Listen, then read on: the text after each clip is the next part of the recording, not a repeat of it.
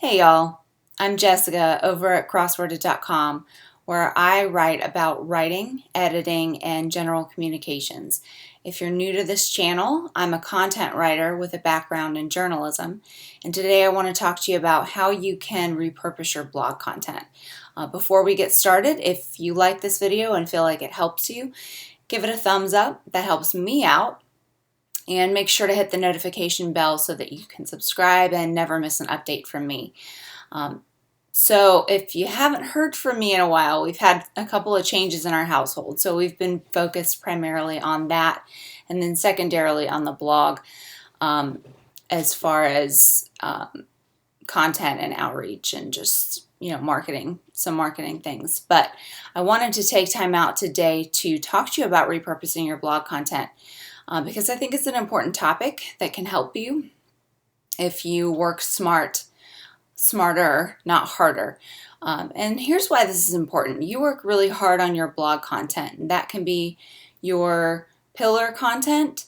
And from there, you want to let that pillar content really work for you. And also, it's important to realize that your followers, your audience, has a variety of learning styles and is going to respond to the content that you produce in different ways.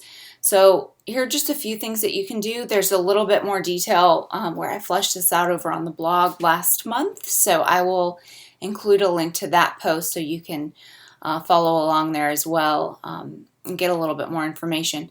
But just a few basic things that you can do. You want to start with email. Building your email list, and I like to put links to my updated blog posts or my recent blog posts in the emails that I send out. But I like to also try to make sure I'm giving, my emails aren't very long, but I like to try to make sure I'm giving email subscribers just a little bit something extra, something special that they can't get on the blog. But that's one thing that you want to make sure that you're doing. The second thing that you can do is create a video using that content.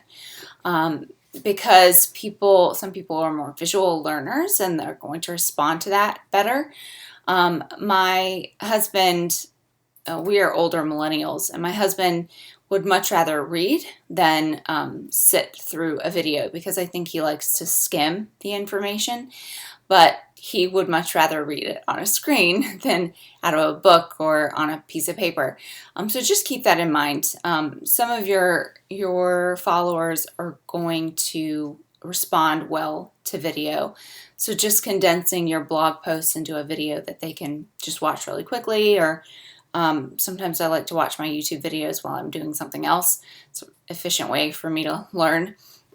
The third thing that you can do is take your blog content and turn it into a tip sheet. I've done this before with some of my more robust content and just kind of condense it into something that's easy for subscribers or followers to keep up with, or easy for them to use in their regular life, in their own blogs, or whoever your followers are. And you can use this also to build your email list. So use it as an email sign-up incentive as well. That's another thing that you can do. And then the fourth really easy thing that you should be doing already is making sure that you're repurposing your content on your social media channels. And this can be all the channels if that's your thing. It is not my thing. I choose, one or two social media channels where that I can keep up with pretty well, where my followers kind of hang out. So make sure that you're using social media, whatever you do.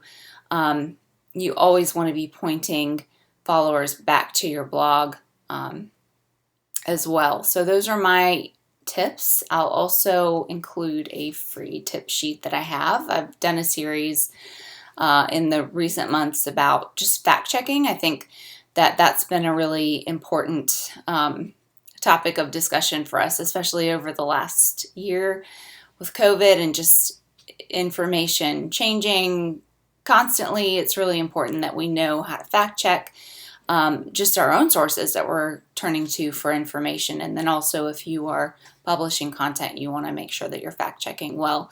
So I'm going to include a link to that tip sheet below. But I hope this helps you. Again, if you like this video, give it a thumbs up and hit the notification bell. Thank you for joining me, and I look forward to seeing you next time.